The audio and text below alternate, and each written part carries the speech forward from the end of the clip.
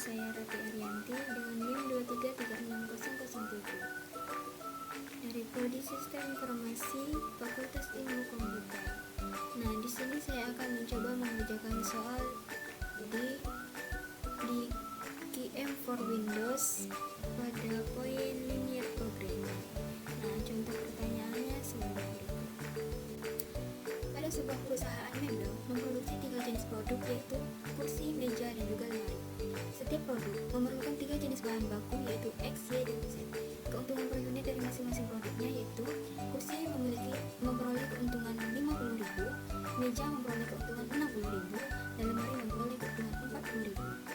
Nah, pada setiap unit produk membutuhkan bahan baku dalam jumlah yang berbeda-beda, yaitu produk kursi membutuhkan bahan baku Z sebanyak 2 kg, bahan baku Y sebanyak 3 kg, dan bahan baku Z sebanyak 1 kg.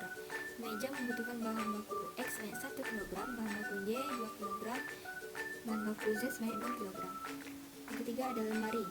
Nah, lemari ini membutuhkan bahan baku X sebanyak 3 kg, bahan baku Y sebanyak 1 kg, dan bahan baku Z sebanyak 2 kg.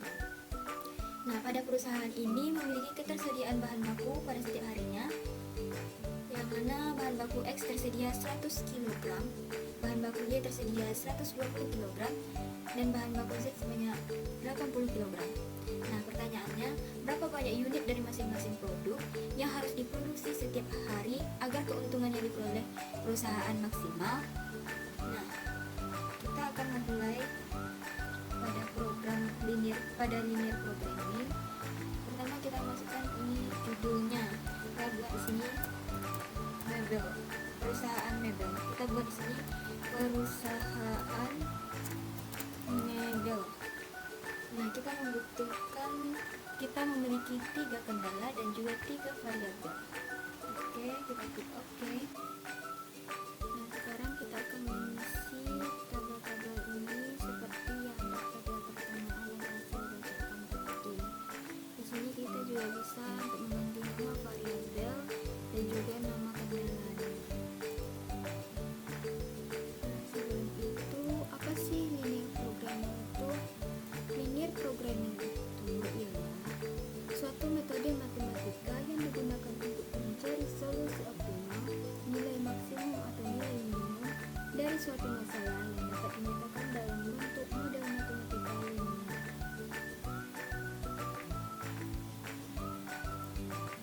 Kita isi semuanya.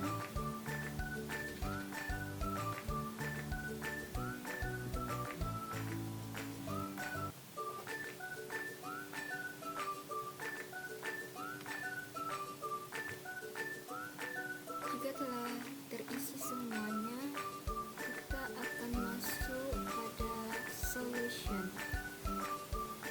Nah, di sini ada linear programming logic. Ini ialah hasil pemecahan masalah dari program linear tadi. Ini hasil dari perhitungannya. Kita mendapatkan solution sebanyak 20. Solution untuk kursi 20, untuk meja 30, dan lemari itu 0. RHS ini ialah nilai kanannya. Lihat di sini. Dan 2 ini harga bayangan. Nilai optimal dari fungsi tujuan akan berubah jika nilai kanan dinaikkan menjadi 9. Nah, selanjutnya itu ranking. Ranking ini teknik untuk menganalisis seberapa sensitif solusi optimal terhadap RHS. Seberapa jauh nilai koefisien objektif dapat diubah tanpa mengubah solusi optimal.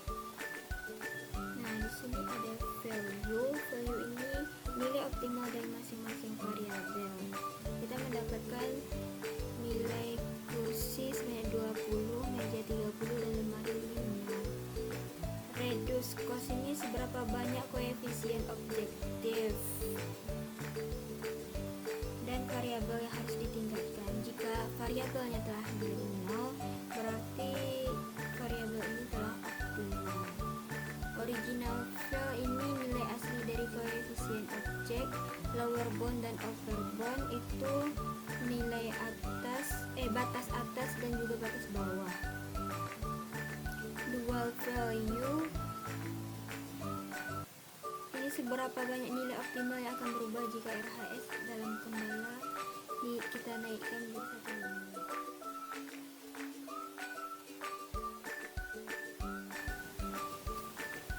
Selanjutnya yaitu solution list. Solution list ini daftar variabel yang digunakan untuk mencatat dan merancang solusi terhadap suatu masalah atau halaman. Di sini kita akan mencari apakah variabel ini termasuk statusnya basic atau non-basic. Nah, basic ini berarti variabel memiliki nilai yang positif. Sedangkan non-basic ini variabel memiliki nilai 0 dalam solusi optimal ini. Nah, jika masih bernilai 0, maka itu akan mendapatkan status non-basic. Nah, di sini kita juga mendapatkan optimal value-nya sebanyak 2.800.000. Nah, selanjutnya itu iteration. Iteration ini ialah perhitungan matematika